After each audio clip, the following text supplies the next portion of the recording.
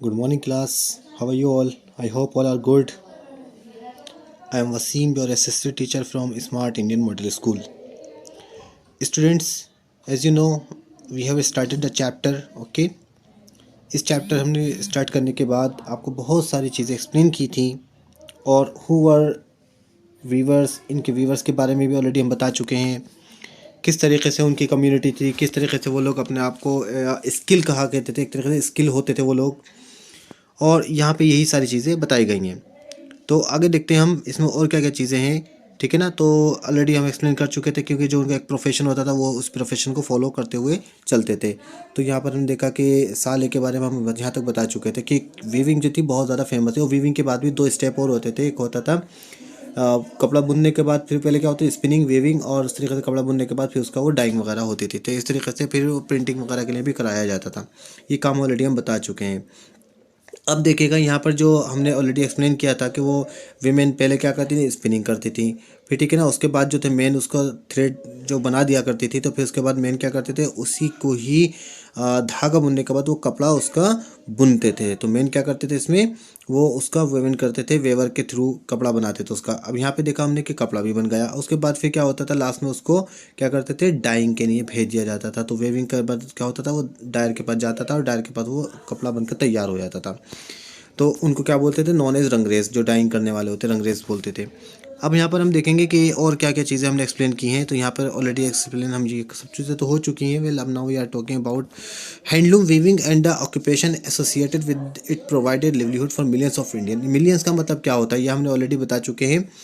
1 million equal to 10 lakh. ठीक है ना, कितने होते हैं, 10 लाख पीपल होते हैं। अब समझ लीजिए कि ये जो हमने एक्सप्लेन किया कि 1 मिलियन में 10 लाख लोग होते हैं। तो लाखों लोगों की इंडिया के अंदर जो लिवलीहुड था, जीवन था, ये कह सकते हैं उनका खाना पीना, वो इसी वजह से चल रहा था कि वो अपने वीमेन का था काम। वीमेन का क्या करती थी, वो बस धागा बनाती थी। धागा बनाने के साथ साथ उसके बाद मेन उसको कपड़ा बनाते थे। उसके बाद फिर रंग वगैरह का काम होता था। ये सब चलता होता था। अब इसमें और देख लेते हैं हम और क्या चीज़ थी। तो in the decline of Indian textile, इसके बारे में हमें डिस्कशन करना है। The decline of Indian textile, क्यों घटी इंडिया की जो इंडस्ट्रीज थी, टेक्सटाइल थी, वो क्यों घटी। ये तो आपको मालूम है, ठीक है ना, कि ब्रिटेन की बात करें हम, जो वहाँ पे इंडस्ट्रीज़ का डेवलपमेंट होने लगा था, जो एक्ट वगैरह लगा दिए। The development of a cotton industries in Britain affected the textile producer in India in several ways. तो यहाँ पर हम देख सकते हैं जो डेवलपमेंट हुआ ब्रिटेन की, ब्रिटिश की इंडस्ट्रियों की जो डेवलपमेंट हुआ, काय का कॉटन इंडस्ट्रीज़ का जो डेवलपमेंट हुआ, जिसकी वजह से क्या हुआ कि बहुत ज़्यादा प्रॉब्लम फेस करना पड़ी। सो स्टूडेंट, हम देख चुके हैं कि जो ब्रिटेन था उसमें क्या होता था, उसमें इंडस्ट्रियाँ लग चुकी थी। इसका असर पड़ा इंडिया के जो प्रोड्यूसर थे उनको पर असर पड़ा कई तरीके से। क्या पड़ा, first, Indian textile now had to compete with British textile in the European and American market. अब आपको मालूम होना चाहिए कि अब किसको कम, इंडिया की जो टेक्सटाइल थी उनको किसको कॉम्पीट करना है, ब्रिटिश को कंपटीशन देना है, राइट। ब्रिटिश की इंडस्ट्री को, टेक्सटाइल को क्या करना है, एक तरीके से कंपटीशन देना अमेरिका की। अब क्या हुआ, second, exporting textile to England also become increasingly difficult since very high duties were impose on Indian textile imported into Britain. तो यहाँ पर क्या था, बहुत सारे, जैसे अगर एक्सपोर्ट हो रहा है टेक्सटाइल, क्या इंडिया की जो मटेरियल है वो एक्सपोर्ट कर रहा है, तो उसके ऊपर इतने टैक्सेस लगा दिए, इतने हाई लगा दिए कि हाई ड्यूटीज या टैक्सेस लगा दिए। ये ड्यूटीज का मतलब है यहाँ पर टैक्सेस लगा दिए, जिसकी वजह से इम्पोज कर दिया। इम्पोज का मतलब होता है लगाना, ठोप देना, कि इंडियन टेक्सटाइल जो थी वो वहाँ पर ब्रिटेन वाले ले नहीं सकते थे। एक तरीके से यहाँ पर बहुत ज़्यादा एक्सपोर्ट करने में परेशानी का सामना था। अगर ब्रिटेन वाले कुछ लेना चाहें इंडिया वालों से तो उनको ऊपर टैक्स बहुत पे करना पड़ता था, जिसकी वजह से इंडिया के टेक्सटाइल या इंडिया का मटेरियल था वो यहीं का यहीं रह गया।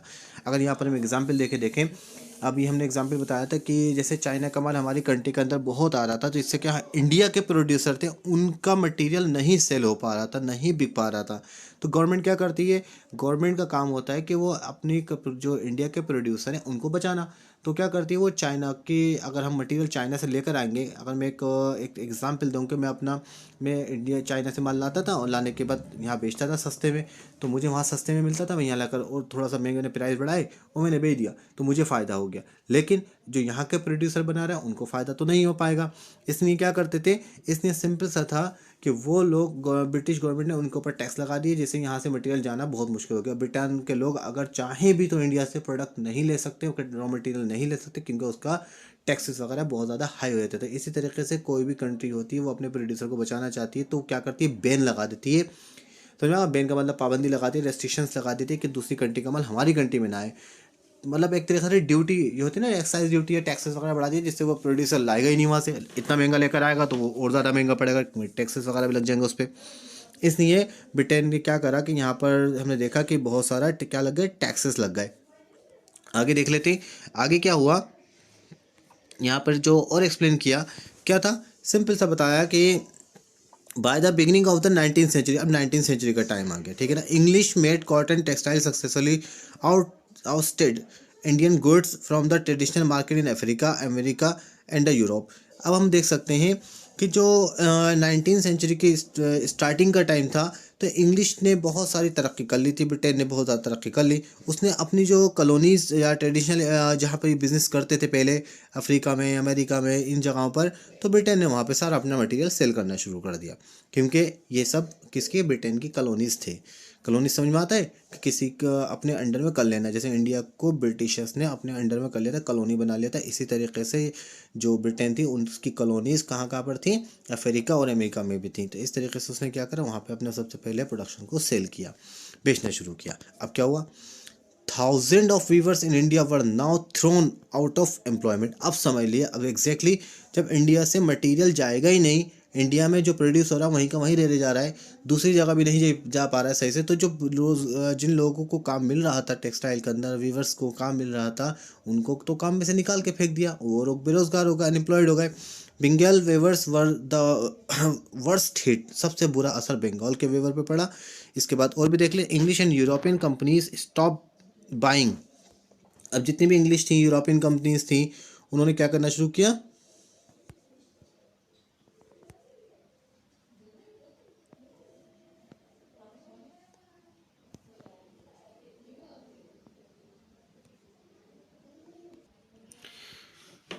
यहाँ तक देखा जो बंगाल के वीवर्स थे और जो कपड़ा बुनने वाले थे, उनके ऊपर तो बहुत ही बुरा असर पड़ा। तो English and European companies stop buying Indian goods and their agent no longer gave out. अभी आप कह सकते हैं कि जो इंग्लिश थे, यूरोपियन लोग थे, उन लोगों ने बिल्कुल ही ख़रीदना ख़त्म कर दिया और एक तरीके से इंडिया की गुड्स को परचेस करना, ख़रीदना शुरू ख़त्म कर दिया।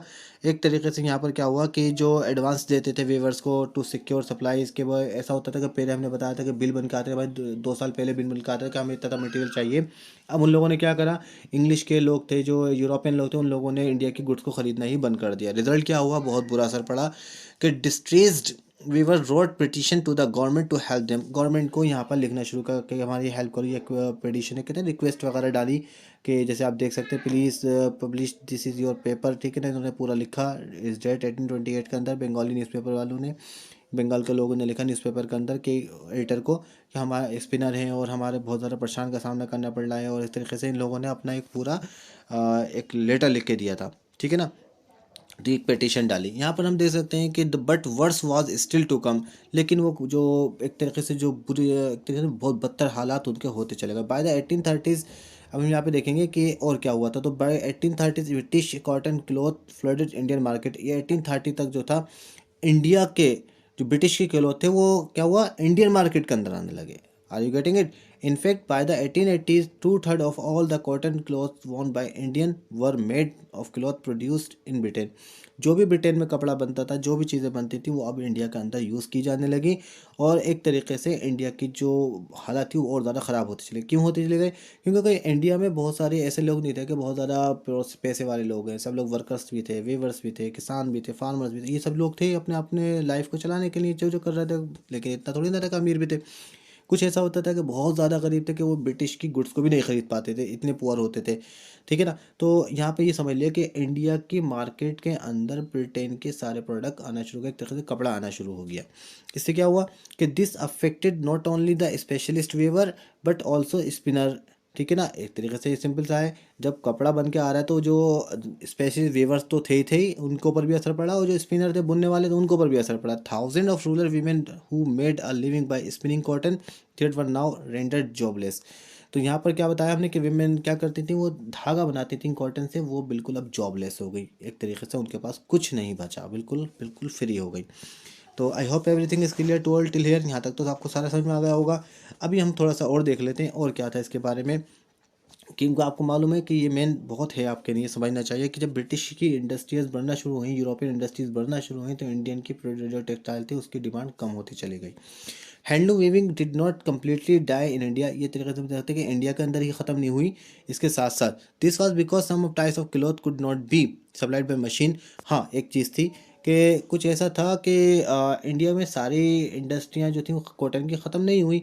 क्यों? क्योंकि कुछ ऐसे कपड़े थे जो सप्लाई नहीं होती थी मशीन के थ्रू, मशीन के थ्रू वो कपड़ा नहीं बन पाता था। How could machines produce sari with intricate borders और cloth with the traditional woven pattern. तो एक तरीके से हम कह सकते हैं कि जो बॉर्डर होता था साड़ी का, या एक तरीके से इतनी अच्छी तरीके से डिज़ाइन किया जाता था, ट्रेडिशनल डिज़ाइन होते थे, वुमेन होते थे, बुने जाता था, वो नहीं हो सकता था। These had a wide demand not only amongst the rich but also the amongst the middle classes. इसकी डिमांड तो डिमांड देखा जाए केवल ये नहीं कि रिच के पास ही हो, इसमें जो मिडिल क्लास के लोग थे वो लोग भी इसकी डिमांड करते थे।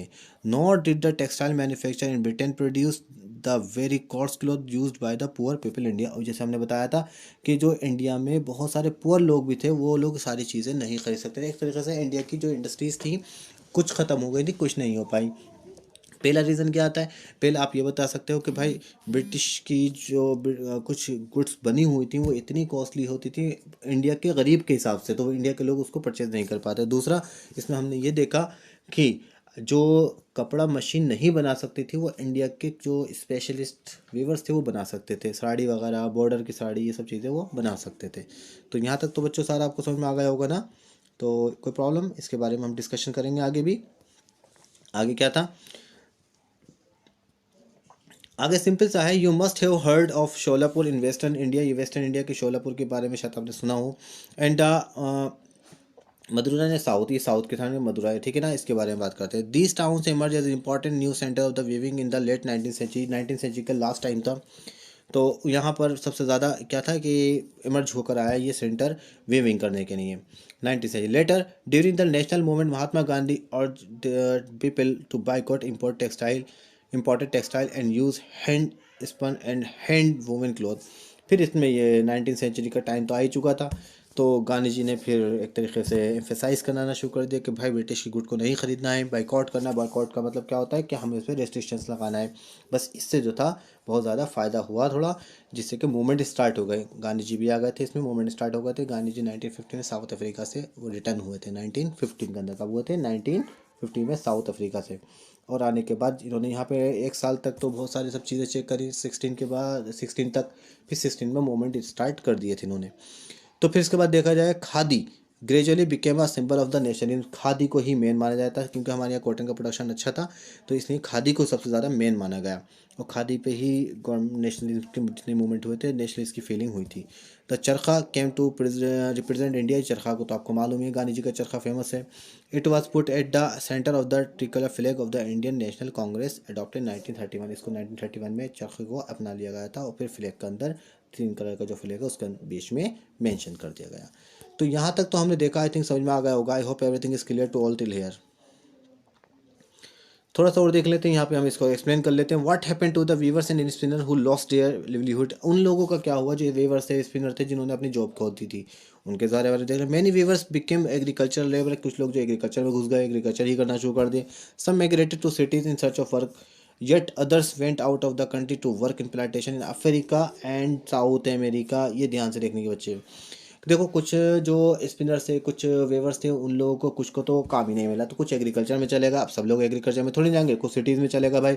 माइग्रेट हो गए, माइग्रेट का मतलब होता है move from one place to another place. कुछ जो थे एक जगह से दूसरी जगह चले गए काम की तलाश में। कुछ लोग जो थे उनको प्लांटेशन वर्क में ले गए, कहाँ पर? अमेरिका में और साउथ अमेरिका में। अब ये समझो भाई कैसे चले जाएंगे। तो ऐसा होता था कि प्लांटेशन जो भी होते थे वो ब्रिटिशर्स बहुत बड़े एरिया में टी कॉफ़ी का प्लांटेशन कराते थे, या कोई भी रबर, इस बहुत बड़े एरिया में प्लांटेशन होता था।